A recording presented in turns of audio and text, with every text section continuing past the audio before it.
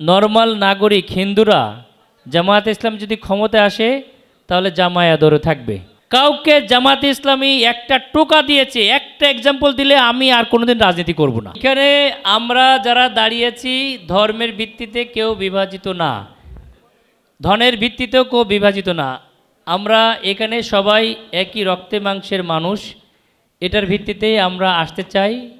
আপনারা দেখেছেন আমাদের খুলনা 1 আসনে আমাদের এক ভাই এমপি প্রার্থী হয়েছে, ওনার মুখ দিয়েই বলেছেন, উনি হিন্দু ধর্মাবলম্বী, যে একজন নরমাল নাগরিক হিন্দুরা জামায়াতে ইসলাম যদি ক্ষমতায় আসে তাহলে জামায়া ধরে থাকবে ইনশাল্লাহ।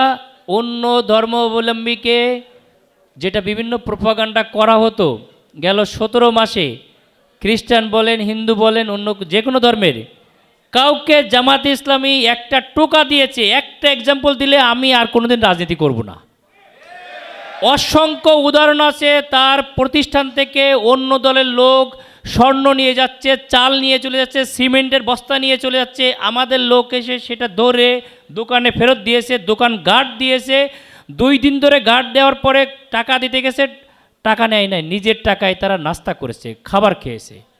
সুতরাং সকল ধর্ম বর্ণর ভিত্তিতে আমরা বাংলাদেশকে গড়তে চাই। আমাদের পাসপোর্টে একই Bangladeshi, we are the Bangladeshi, এই ভিত্তিতেই আমরা আমাদের কালচারকে গঠন করতে চাই।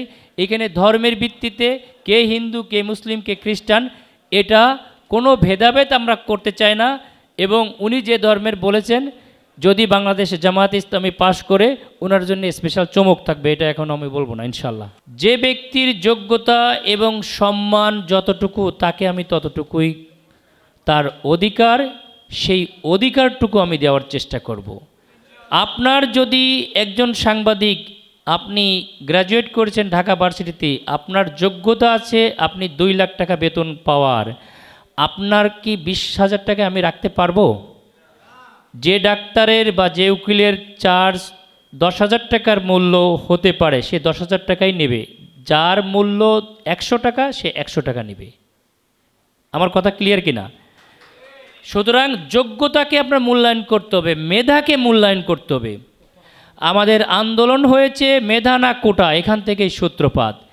আপনি যতক্ষণ মেধার মূল্যায়ন করবেন না দেশ আগাবে না, আগাবে না, আগাবে না। সমাজের জঞ্জাল পরিবর্তন হবে না, হবে না, হবে না। আবার সেই চাঁদাবাজরা আবার আপনার উপরে কাঁঠাল ভেঙে খাবে। সুতরাং আপনাকে মেধার মূল্যায়ন করতে হবে। কারো যোগ্যতাকে জোর করে আপনি আমি চাপার দরকার নাই। সে যদি তার যোগ্যতা নিয়ে উঠতে পারে সে উঠবে, তার যোগ্যতাকে তার মেধাকে বিকশিত করার জন্যে আমরা হেল্প করব। কোনো বীজকে আমি জোর করে ইট দিয়ে চাপা রাখতে চাই না, এই বীজকে আমি মাটিতে বপন করতে চাই। এই বীজের যে ভালো থাকে সে বীজ এমনি গজায় উঠবে ইনশাল্লাহ।